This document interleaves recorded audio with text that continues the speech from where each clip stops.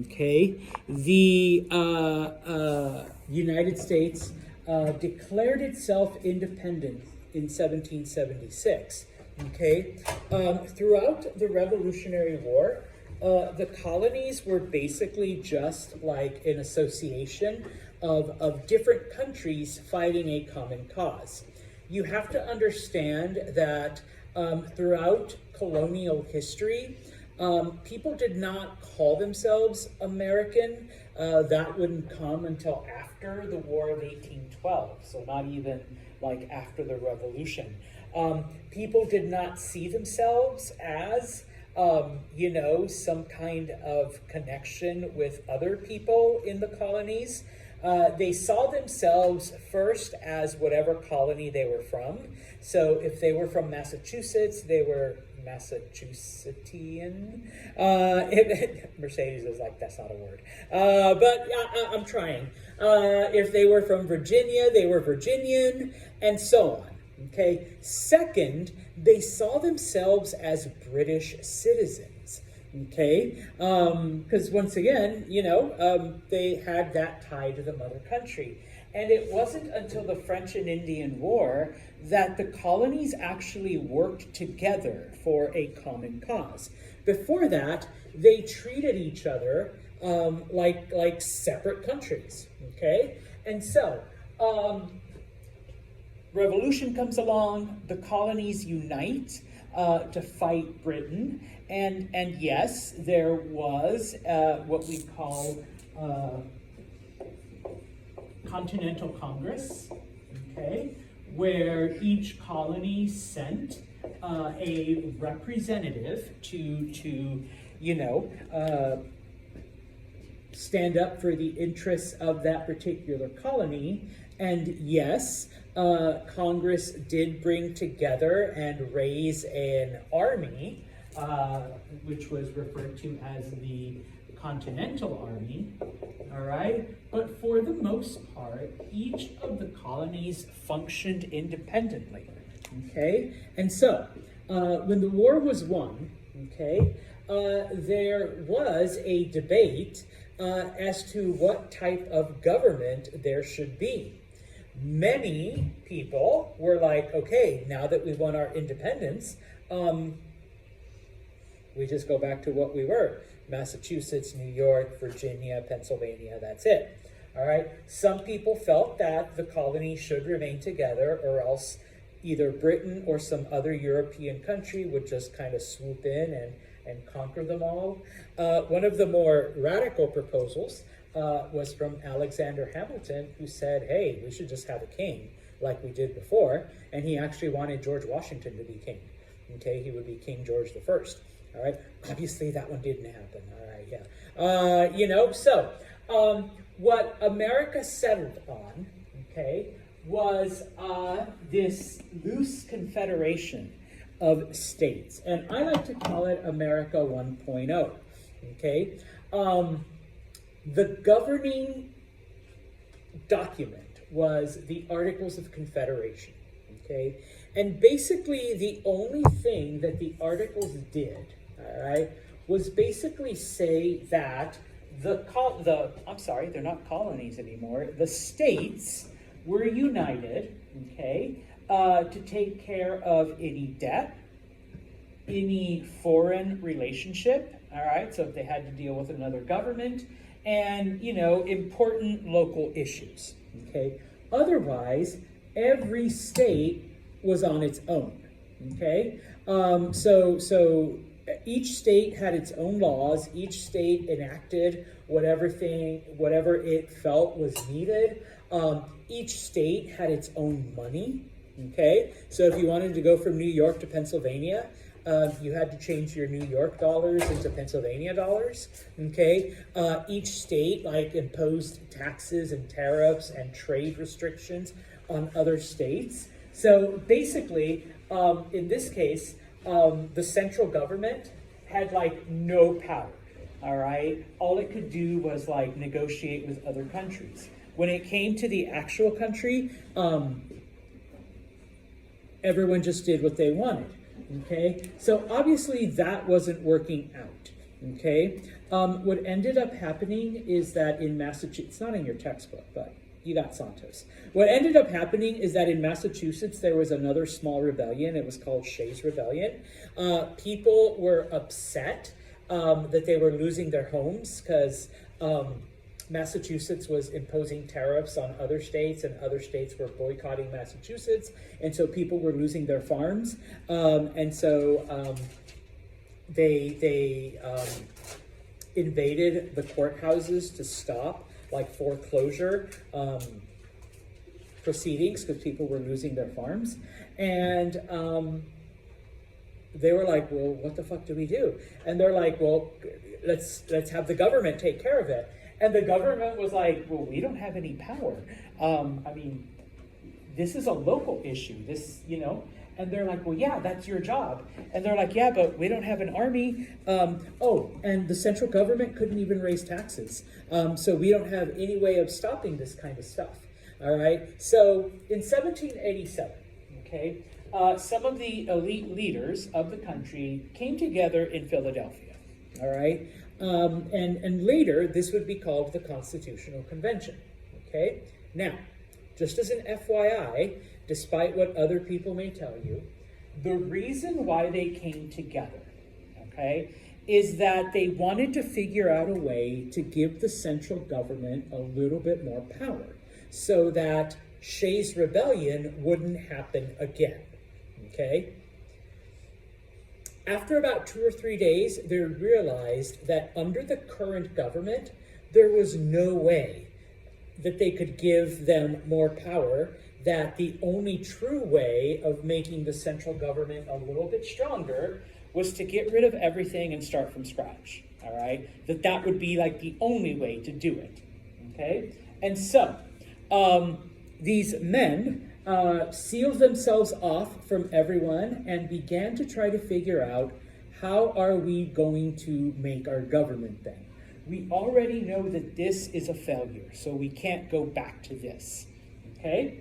And so basically what they decided was that they would model the government as a republic, which they got from Roman history, okay? Because some people were like, Alex was still going, hey, King George, we can do a king, all right? We can, do this kind of government. We can do that kind of government. We can do a direct democracy. We can do, and so finally they came up with, because they were smart and they read their history, let's do a government similar to what Rome had, okay? Where, yes, people do vote, but remember, a republic, you're not voting directly for issues. What are you actually voting for? Okay, thank you, Maya. People to decide the issues. You're voting for representatives, okay? And those people are going to make the decisions, okay? And so they decided, okay, now we got to hammer out the details, because obviously, the Roman Republic wasn't perfect. It eventually became an empire, all right? So let's figure out the details, okay? And so it took about 6-7 months, okay? And they finally came up with this document that outlined all of the details of what the government would be, okay? Today we call it the Constitution, and yes, and once again, before anyone tried to say, oh my God, greatest thing, people loved it, people were all, no, it was controversial, okay? People argued, people debated, people had to be convinced that this was a good thing. There had to be compromises made to try to get people on the side of this new document, okay? And so it's split up into two groups: Federalists, who wanted the Constitution, and Anti-Federalists, who were against it, okay? The Anti-Federalists, obviously their biggest fear was the central government is going to be too powerful. We literally just fought a war to get rid of a government that tried to impose all of these things on us, and now you want us to accept another government that is going to impose all of these things, okay? And of course, the Federalists were like, you saw what happened when we had a very weak government, all right? It didn't work. It fell apart. People started rebelling. Okay, so obviously we need, okay, something that's a little bit stronger. Okay, now, as I said, there were many, many compromises that were made. Okay, one of those compromises was something known as the Bill of Rights. Okay, because the Anti-Federalists were like, how do we know? How are you going to guarantee that certain rights aren't going to be trampled on? How can you guarantee that the citizens will always have these rights? Okay, and so the writers of the Constitution said, fine, we will add, 10 rules or 10 amendments, 10 changes. Okay, this became known as the Bill of Rights. Okay, so number 1, freedom of religion, freedom of speech. Okay, number 2, freedom to bear arms. Nobody remembers number 3. You can't house soldiers in your homes in times of war, because the British did that. Okay, and so they went through all of these complaints, okay, and all of these things, and so finally, okay, in 1788, so it took over a year, okay, the Constitution is ratified. Now, Santos put 1790 in parentheses. Remember, originally there were 13 colonies / states. The Constitution says that out of those 13, 9 of them have to approve the Constitution, all right, in order to become the law of the land. In 1788, 9 had approved them, okay? If you want a little bit of trivia, Delaware was the first, okay? If you ever go to Delaware or you see Delaware state plates, it always says the first state, okay? Because they were the first to approve the Constitution, okay? The 9th state approved it in 1788. 10, 11, 12, 13. There were still 4 more states that did not approve it, okay? They're like, no, this thing sucks. Okay, but because the minimum number was 9, all right, that's it, all right? Those are the rules. It wasn't until 1790, 2 years later, that the last state, Rhode Island, actually approved the Constitution, all right? So for 2 years, there were like 4 states that were like, no, all right?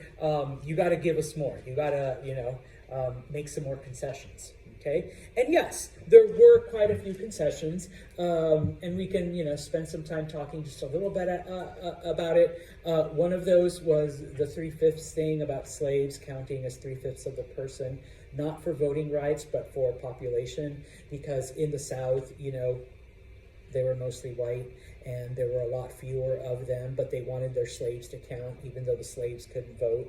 And so, that was a debate back and forth. Same thing with the Electoral College, all right? We're not a direct democracy. When you guys go vote, please go vote in November, all right? But when you guys go vote, and it's probably going to be Trump and Biden again, and you will see those names on your ballot, you're not actually voting for Trump, and you're not actually voting for Biden. You're voting for something called an elector, someone who promises they're going to vote for Trump or they're going to vote for Biden. Yes, and so that was one of the compromises to get other states to approve the Constitution. Mr. Santos is an anti-electoral college person because it basically, in New York, if you're a Republican, your vote basically doesn't count because it's a predominantly Democratic state, okay? If you live in Utah and you're a Democrat, your vote doesn't count, all right? Because they're a primarily Republican state, all right? And that's thanks to the Electoral College. So basically what happens is only about 4 or 5 states, the swing states, get all the attention, all right? Because most people, are aware that, New York is going to go Democrat. It very rarely would go another way. Everybody knows that Utah goes Republican. It very rarely would go any other way. So, and there's a bunch of other issues that I won't get into. But that was one of the compromises, okay? And so, when the Constitution is approved, okay, yes, America 2.0. That's when the current government, and that's still what we have today. Okay, granted, there have been changes, okay, Started off with 10 amendments, there's 27 now. All right, so as time has gone on, we've felt the need to add new things and new ideas and new rules. Okay, the government has grown. All right. Now, of course, the debates and the controversy, I put here that it continued for decades. One of the biggest ones was slavery. We still have controversy and debates even to this day. Okay, so obviously it didn't settle. Some people would say, well, Santos, wouldn't you say it's America 2.51, going on like our iPhone updates, yeah, I suppose, okay, but the ending conclusion, the American Revolution was a unique thing, it was a new thing, and of course, it inspires other countries to do the same thing, okay? One of those countries, of course, is France. All right. So the next revolution we're going to look at is the French Revolution. Now, if you remember, okay, starting with Louis XIII, we're up to 16 now, okay, France had established itself as an absolute monarchy. The king was supreme. Okay, that's it. No one can challenge him, number one. Okay, the nobility had been relegated to, the official shoe shiner, and, the sister of the queen got to put on her nightgown, and while poor Kirsten Dunst stood there naked, the whole thing. And so the nobility was that. Okay, now, Louis XVI was the king during the American Revolution. And as I mentioned last time, after 1778, about half of all of the money and weapons and soldiers that were fighting in the American Revolution had come from France, okay? Louis spent a lot of money. He gave a lot of money to the Americans to help them win. All right, Liz isn't here, but she asked, why would they do that? Why would they side with the Americans? Well, remember, the British had cost them all of Canada. The British had cost them land in Europe. The British had cost them all of India. And so the French were looking at some payback, okay? Any way that they could hurt the British, they were in it, okay? But at the end of this, okay, the French were in massive debt, okay? And remember, how does a government raise money? The typical way. Taxes, everybody's favorite T word, all right? Taxes, okay? And so, yes, okay, the French tried to raise taxes. Now, the thing that you have to understand, though, is that when it came to French society and French, government, okay, yes, the king was supreme, but there still was a legislative body that was very, very weak. They couldn't do a whole lot. This body was known as the Estates General, okay? And it represented three social classes in France, okay?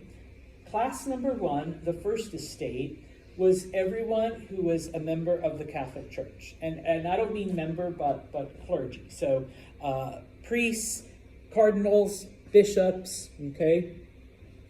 They were the smallest and the richest. The church had a lot of money, okay? The second estate were the nobles, okay? The official shoe getter, the pajama holder for Kirsten Dunst, okay? All of those, okay? They were the second estate. They had the second most money and wealth. They had, castles and all of that stuff. The third estate was everybody else, okay? The rest of society. This one was the biggest. Bless you. But they were also the poorest. This one was the smallest, but they were the richest, okay? Now, each estate had certain representatives, and those representatives only had one vote, okay? Now, the body hadn't met in over 150 years, okay? So the king calls them together and says, you know what? Before I raise taxes, because, oh, by the way, the only estate that actually paid taxes was the third estate, even though they had the least amount of money, okay? And so the king comes before them and says, all right, we need to raise taxes, but the third estate already pays a shit ton of taxes, all right? I would like to raise taxes on the nobles and the church, okay? So the king was knew what was going on.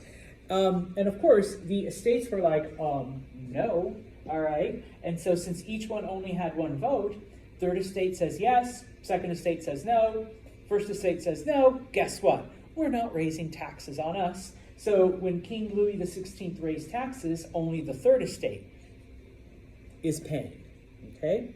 They're pretty pissed off, all right? And of course, France enters into a period of economic problems, okay? So what the third estate does is they basically form their own little group called the National Assembly, okay? Now, they realize that they have to take dramatic action in order to, prevent the government from coming down hard on them, all right? And there's really no way to describe just how bad off the peasants were, the third estate, and just how much of their livelihood was being taken by the government, okay? And so what they do, okay, number one, and this is known as Bastille Day. This is the day that most French today celebrate as their Independence Day, July 14th, 1789, okay? There were rumors that there were political prisoners in this prison called the Bastille in the middle of Paris. And so what the people do is they storm it. There were no prisoners in there, okay? That was all like a rumor. But they still kill the warden. They cut off his head. French love cutting off people's heads. And they paraded through the streets of Paris with the warden's head on a pole, all right, going, yes, revolution, revolution, rebel, take down the upper classes, okay? And so the news of this spreads to the countryside. And so the people in the countryside are like, well, if the people in Paris could storm a prison and kill the people there, they begin to storm the homes of wealthy landowners and burning them down, killing the landowners, destroying all of the records. So, hey, no records, no taxes. And so they start destroying all kinds of shit, all right? The king is too scared to do anything. The king, Louis XVI was kind of a slow mentally. In the movie I showed you, he's obsessed with keys. He was actually obsessed with clocks. That's all he cared about, was playing with clocks and making them work, which is not a bad hobby. But if you're the king and your country's falling apart, you kind of have to do, certain things, okay? And so what happens, oh, and by the way, they also tore down the Bastille brick by brick. They destroyed it. So if you want to go see the Bastille today, it's not there, all right? They never rebuilt it. So it's gone, okay? And so this group known as the National Assembly, they basically take over the government. They, say, hey, screw you nobles, screw you church. We're going to take all of your stuff and use that money to pay off all of France's debts. And the cry, I guess the rallying cry for them is liberty, equality, and fraternity, okay? Instead of life, liberty, pursuit of happiness, okay? Type of stuff, all right? So obviously we need to be equal and, brotherhood, all right? Now, a couple of documents, okay, that begin to happen, all right? They put out their own version of the Declaration of Independence. It's called the Declaration of the Rights of Man and of the Citizen, okay? Except they called for the beheading of a lot of people. If you read the Declaration of Independence, nobody calls for that, all right? The French one did, All right, they're like, yeah, we got to kill all these MFers. All right, that's the only way we're gonna, get anything done. Okay, and in this case, yeah, they did take the idea that all men are equal and all men deserve liberty and all men have certain rights under the law. Okay, but like I said, they do take it one step further. Okay, and yeah, part of that declaration is not only getting rid of the king, but in some cases, some people deserve to get their heads cut off. Okay, now, obviously, this becomes dangerous, all right, and in other countries, okay, they're like, we can't let this happen. All right, because if the French overthrow their king, and if the French get rid of the nobility, what might happen in our country?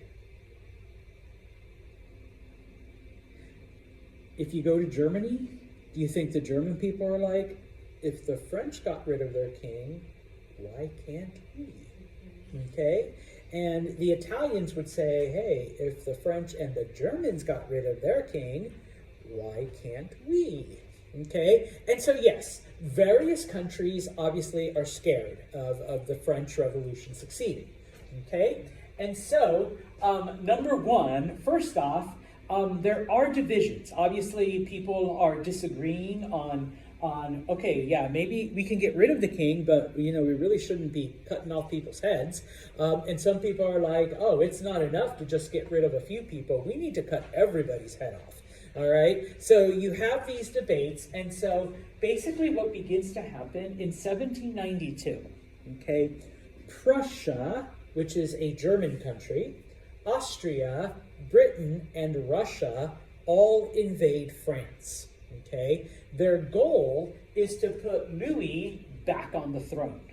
Okay, because like I said, if the French are successful, what's to stop the British people from overthrowing their king? What's to stop the Russians from getting rid of their king if they see that the French are successful? Okay, so France is in quite a bit of trouble because not only are they fighting amongst themselves, but now they have to fight against 4 foreign countries that have invaded them, trying to put the king back on the throne. Okay, and so yeah, all right, it's, pardon my French, a total shit show. All right, when it comes militarily. All right, and so with this, okay, Louis and his wife Marie Antoinette are removed as king and queen because at first the National Assembly was actually willing to let them stay as king and queen, but only as like figureheads, kind of like, the British who just smile and wave. All right, as long as the National Assembly got to make all the laws. But once they were invaded by these countries, okay, in 1792, the first French Republic is born. Okay, they modeled their government after the American government. Okay, now, just as an FYI, we are currently in the French Fifth Republic. All right, this doesn't last. All right, the French love revolutions. Okay, so what happens to poor Louis and Marie? They both lose their heads. Okay, they are executed via the guillotine. Okay. And so what begins to happen is, people are becoming more and more violent after this execution. Some people are like, wait a second. You guys went too far, okay? Some people are like, okay, now that we got rid of the king and the queen, we want direct democracy. We don't want a republic. Okay, in a republic, remember, all we're doing is electing representatives. We want a direct voice in everything that's being done. Okay, so what begins to happen, we enter what's called the Reign of Terror. Okay, a group known as the Committee for Public Safety, okay, they are in charge of getting rid of any dissent in France. Okay, the leader of this committee is a man named Maximilien Robespierre. And basically what he does is he kills anyone who speaks out against the Republic. Any criticism, off with your head. You're taken to the guillotine. Okay? Over 40,000 people are executed during a period of about 9 months. Okay? Yeah, that's a lot of heads. According to local records, I mean, the streets of Paris were literally red because of all the blood of people that were getting their heads chopped off. All right. And it didn't even have to be like open rebellion or open criticism. You could just say something like, you know what? These people are nuts. Boom. All right. You're arrested. Your head comes off. Okay. Now, while this is happening, okay, we still got 4 countries invading France. Okay. At some point, a very lowly Corsican from one of the faraway islands is given command of the army, and he is able to successfully defeat the Prussians, the Austrians, the British, and the French. His name's Napoleon. All right, he's not famous yet, but all right, but this is where he starts. Okay, so he's able to keep them out of France. By 1794, okay, nobody is speaking out against the government. All right, people have been executed right and left. And in a final twist of irony, all right, people look at Robespierre and go, you know what? This was one of the most violent periods in our history. More violent than the original revolution. Hey, Max, why were you so anxious about killing and chopping off heads? I think you have a problem. I think you're the one that was working against, okay, our government. So the last person killed is good old Max. All right? Kind of like, why were you so anxious to kill so many people? What were you trying to hide? Okay? So they execute him, and that brings a close to the reign of terror. Okay? Now, because everything, once again, pardon my French, is so fucked up, all right, after these 2 years of nothing but bloodshed, and even though the French army did beat those other countries, the nation is just messed up. They decide, you know what, this whole republic thing is stupid. And so it's a group of 5 men, and they call themselves the Directory. They govern France, okay? So yeah, okay? Their Republican experiment doesn't quite work, okay? Now, I mentioned Napoleon, all right? Obviously, he gets his start by repelling those invasions. The Directory actually gives him command. They promote him to general, and they give him command of like all of the French forces. And so Napoleon goes on the offensive. He invades parts of Italy. He invades Austria. He invades Egypt, okay, to try to weaken the British, all right? He is successful, okay? He becomes very, very popular. So after he invades Egypt, he comes back to France, he goes to Paris, and because he has the entire army and the people supporting him, he is able to overthrow the Directory, and he now becomes the ruler of France, okay? Napoleon eliminated a lot of the old systems, and unfortunately, we cannot get into all of the changes that Napoleon brought, because when we think of Napoleon, we think of war and we think of military, okay? But he changed all of France's laws. He changed their system of justice and their courts, okay? One that was based predominantly on merit. Okay, so like education, military, careers, all of that, okay? He changed the structure of society so that you got ahead because you were literally the better person and not because you were a noble or you were born into a certain position, okay? Eventually, okay, he does make himself emperor of France. Okay, so it's kind of ironic that, yes, we came full circle from getting rid of a king and going through like a republican form of government and all of this death and destruction, only to come back to an emperor. Now, one of the things, and Napoleon was kind of a genius, all of the things that had brought peace to France, he kept those in power, but got rid of the stuff that didn't work, okay? One of the things that the French Revolution did was it got rid of Catholicism. They declared France an atheist country. They confiscated all of the church property. Napoleon realized that while he didn't really believe and follow and felt that the Catholic Church was corrupt, that the Pope and the Catholic Church could be used to help him control France. Okay, you can manipulate religion and get people to follow you. And so he does come to an agreement with the Vatican. He does give, he doesn't actually give the Catholic Church all of their property back. He rents it to them. Okay, so yeah, you can come back to that one cathedral, but you gotta pay me rent.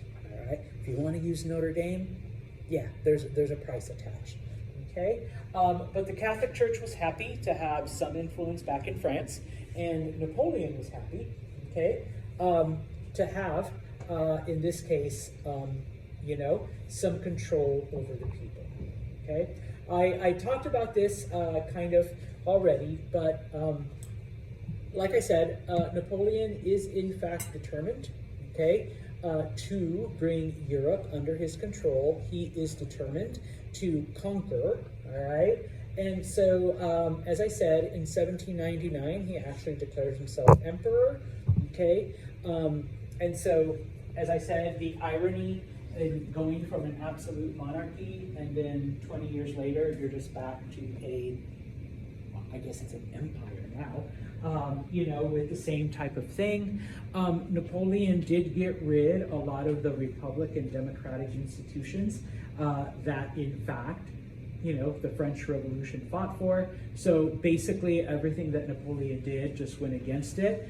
But like I said, Napoleon was in fact a genius, and Napoleon does change all of society in France. One of the things that he changes, because obviously this is what brought about the French Revolution, hey,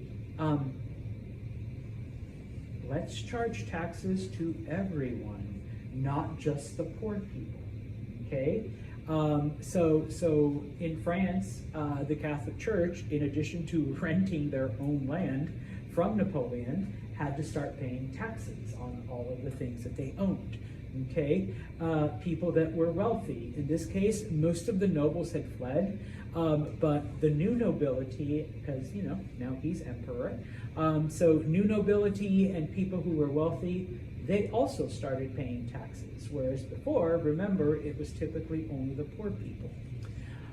The Napoleonic Code, he reformed all of the laws in France. He created a system that was a lot more fair towards the general public, okay?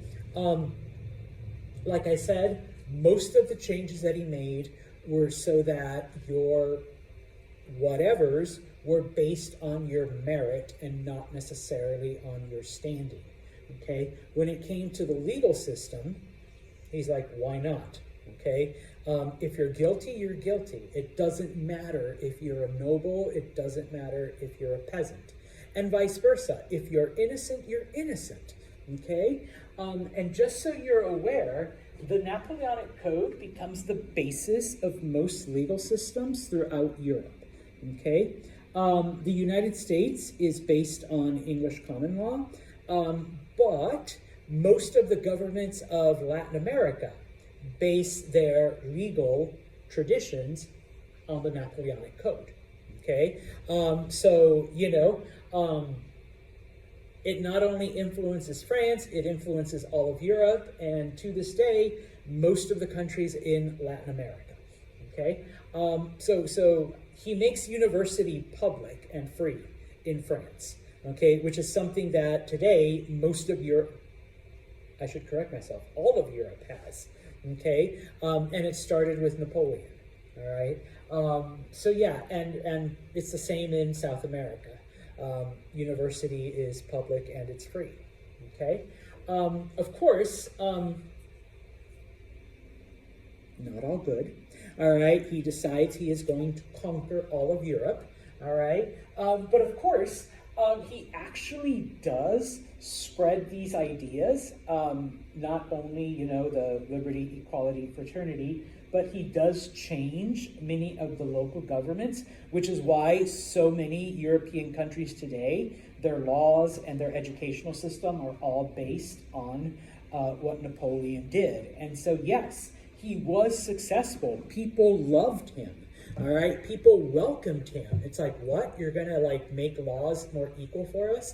You're gonna give us free education?